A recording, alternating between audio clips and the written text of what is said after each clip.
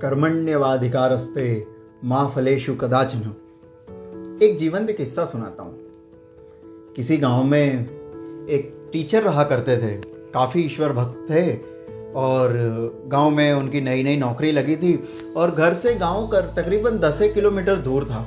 अब क्योंकि गांव का इलाका था, घर से स्कूल तक जाने का जो रास्ता था वो भी कच्चा रास्ता था, वहाँ पर डेवलपमेंट ज़्यादा नहीं हो पाया था, तो कोई ऐसे साधन भी ज़्यादा नहीं थे कि जिसके थ्रू बस से या ऑटो से चले जाएं। एक काफ़ी ग्रास रूट एरिया था, तो पैदल ही जाना पड़ता था। तो ईश्वर भक्त तो थे ही सही, लेकिन कहीं ना कहीं एक ईश्वर भक्त होने के साथ साथ एक मलाल भी था कि ईश्वर की पूजा तो बड़ी कर रहे हैं, काफ़ी पूजा ईश्वर की हम लोग कर रहे हैं, लेकिन उसके बावजूद भी वो फल मिल नहीं पा रहा है जो मिलना चाहिए था। तो ईश्वर को कोसते हुए जाते थे कि हे भगवान, कहाँ नौकरी लगा दी, नौकरी तो लगाई लेकिन इतना अंदर लगा दी कि मैं वहाँ तक पहुँच ही नहीं पा रहा हूँ, बड़ी मुश्किल से जा पा रहा हूँ और फिर वापस भी आना होता था। शाम को कई बार लेट भी हो जाता था, ठंड गर्मी बारिश में काफ़ी दिक्कतों का सामना करना पड़ता था, लेकिन भक्ति करना नहीं छोड़ी, ईश्वर के प्रति आस्था नहीं छोड़ी, आस्था पूरी रखी और कोसना भी कम नहीं करा कि ईश्वर ही कैसा जॉब दिए है, कैसा मैं काम कर रहा हूँ, इतनी पूजा पाठ करने के बावजूद भी वो फल नहीं मिल रहा है। कहा जाता है ईश्वर अच्छे लोगों की परीक्षा तो बहुत लेता है लेकिन साथ कभी नहीं छोड़ता है, और ईश्वर दूसरे हाथ पर जो बुरे लोग होते हैं इनको देता बहुत है लेकिन इनका साथ कभी नहीं देता। ये ईश्वर की छोटी सी फिलोसॉफी है। कहानी पर आते हैं। तो इसी प्रकार से कोसते हुए जाता था और अपना पढ़ा के और शाम को वापस आ जाता था। जैसे तैसे थोड़े बहुत पैसे जुगाड़े और एक गाड़ी ले ली। अब गाड़ी ले ली तो एक आदत बनाई कुछ अच्छा काम करने की, जैसी जनरली लोगों की आदत होती है, तो एक आदत बनाई। जब भी स्कूल जाता या वापस आता तो जो व्यक्ति रास्ते में उसको मिलता था उसको लिफ्ट ज़रूर देता था। कोई लिफ्ट मांगता था तो वो देता ही था, कोई नहीं भी मांगता था, ऐसा देख लेता था कि कोई बुजुर्ग जा रहा है, कोई बच्चा जा रहा है या फिर कोई युवा जा रहा है तो उसको लिफ्ट देता था। कभी भी गाड़ी खाली स्कूल लेके नहीं गया और खाली स्कूल से घर नहीं लाया, हमेशा कोई ना कोई उसके साथ बैठा ही रहता था। ये आदत उसने बना के रखी थी कि जब भी स्कूल जाऊंगा जो व्यक्ति रास्ते में मिलेगा उसको लिफ्ट ज़रूर दूंगा, क्योंकि वो दौर उसने देखा था कि जब साधन नहीं मिलता है तो कितनी परेशानियों का सामना करते हुए जाना पड़ता है। तो कोई और ऐसा ना हो तो बनते कोशिश वो ऐसा करता था कि ज़्यादातर लोगों का वो साथ दे और लिफ्ट दिया करता था।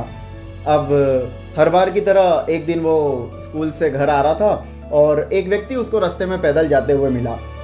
उस एज यूजुअल उसने उस व्यक्ति को लिफ्ट दी और उसको अपनी गाड़ी पर पीछे बैठा लिया। अब कहा जाता है बुरा वक्त कभी बोल के नहीं आता है, तो उस व्यक्ति ने पीछे से उसके कमर में पीठ पर चाकू अड़ा दिया।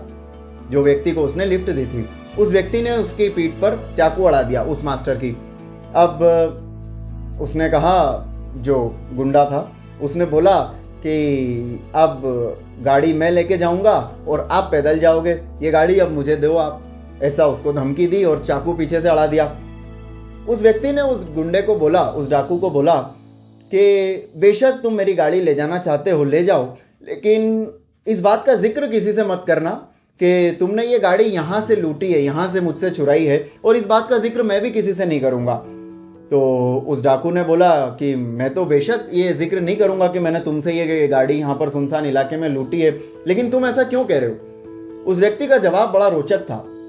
उस व्यक्ति ने कहा कि अगर तुम किसी को बोलोगे कि तुमने इस रास्ते से इस गाड़ी को लूटा है, मुझे इस रास्ते सुनसान जगह पर तुमने मुझे लूटा है, तो लोगों का डर इस जगह पर बन जाएगा कि यहाँ पर लूटपाट होती है, यहाँ पर जनरली लोग जाते हैं, काफ़ी परेशानियों का सामना करते हैं, लिफ्ट उन्हें मिलती नहीं है, और अगर तुम ऐसी घटना बताओगे कि तुमने मुझे इस जगह पर लूटा है तो लोगों का भरोसा उठ जाएगा इस जगह से, किसी भी व्यक्ति पर विश्वास करने में लोग संकोच करेंगे। तो तुम ये जिक्र कभी मत करना किसी से कि तुमने ये गाड़ी मुझसे इस जगह पर लूटी है, लोगों का विश्वास मत तोड़ना। गुंडे ने बोला ठीक है, जो डाकू था उसने बोला ठीक है, मुझे क्या प्रॉब्लम है, मैं तो गाड़ी ले जाऊंगा।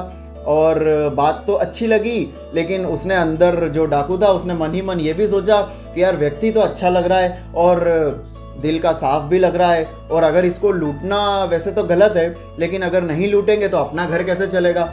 ऐसा सोच के वो गाड़ी तो लेके उसकी चला गया। अब गाड़ी ले गया तो व्यक्ति को दुख भी हुआ, जो मास्टर था काफ़ी दुख हुआ, उसने भगवान को फिर से कोसा कि मैं बड़ी मुश्किल से तो पहले आता था, बड़ी मुश्किल से पैसे जुगाड़े, गाड़ी ली और फिर से ये व्यक्ति गाड़ी लूट के ले गया। फिर वही दिन आ गए, फिर पैसे जुगाड़ना पड़ेंगे, फिर दूसरी गाड़ी लेना पड़ेगी। तो काफ़ी दुखी हुआ। अगले दिन उसने जब घर से बाहर निकला, सो के सुबह उठा, घर से जैसे ही बाहर निकला, वो गाड़ी उसकी जो लेके गया था ना, जो डाकू, वो गाड़ी, वही गाड़ी उसको अपने गेट पे खड़ी मिली। साथ में एक चिट्ठी भी थी। वो व्यक्ति गया, गाड़ी देखी, काफ़ी खुशी हुई कि गाड़ी वापस आ गई। साथ में चिट्ठी जो थी, उसने उस चिट्ठी को पढ़ा। उस चिट्ठी पर लिखा हुआ था कि आपकी गाड़ी में लेके तो चला गया, लेकिन इस गाड़ी को मैं बेच नहीं पाया, तो ये गाड़ी मैं आपको वापस दे रहा हूँ। चिट्ठी में और उसने आगे लिखा था, जब मैं इस गाड़ी को बेचने किसी कबाड़ वाले के पास गया तो कबाड़ वाले ने गाड़ी देखते ही पहचान गया, अरे ये तो मास्टर साहब की गाड़ी है, इस गाड़ी को तुम क्या कर रहे हो।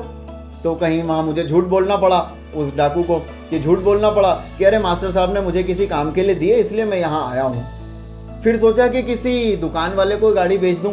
तो दुकान वाले के पास जैसे ही गाड़ी लेके गया, वो दुकान वाला तुरंत पहचान गया कि अरे ये गाड़ी तो मास्टर साहब की है, ये तुम कैसे लेके जा रहे हो, कौन हो तुम, ऐसा परिचय मांगने लग गया उस गुंडे से, उस डाकू से। तो जैसे तैसे वो वहां से भी जान बचा के निकला। वो जिस व्यक्ति के पास उस गाड़ी को बेचने जाता, वो कहीं ना कहीं उस गाड़ी को पहचान लेता कि ये गाड़ी मास्टर साहब की है। तो वो डाकू उस गाड़ी को बेच नहीं पाया और लिहाजा उसको वो गाड़ी उस मास्टर को वापस लाके देना पड़ी। फंडा ये है कि लाइफ में हम लोग अच्छा काम करते रहते हैं और जब कुछ अच्छे परिणाम, त्वरित परिणाम हमें नहीं मिलते हैं, तुरंत परिणाम नहीं मिलते हैं, तो कहीं ना कहीं हम लोग डिसअपॉइंट होकर उस काम को करना छोड़ देते हैं। बस यही हमारी चूक रहती है। अच्छा काम करें, शुरुआत करें और उसको कंटिन्यूटी में रखें। ईश्वर आपके साथ जुड़े रहेंगे, क्योंकि मैंने जैसे पहले बताया कि ईश्वर अच्छे लोगों की परीक्षा बड़ी लेते हैं, लेकिन साथ कभी नहीं छोड़ते हैं। ईश्वर हमारे साथ रहता है। अच्छा काम करते रहिए, वीडियोस देखते रहिए, सीखते रहिए। Thank you very much.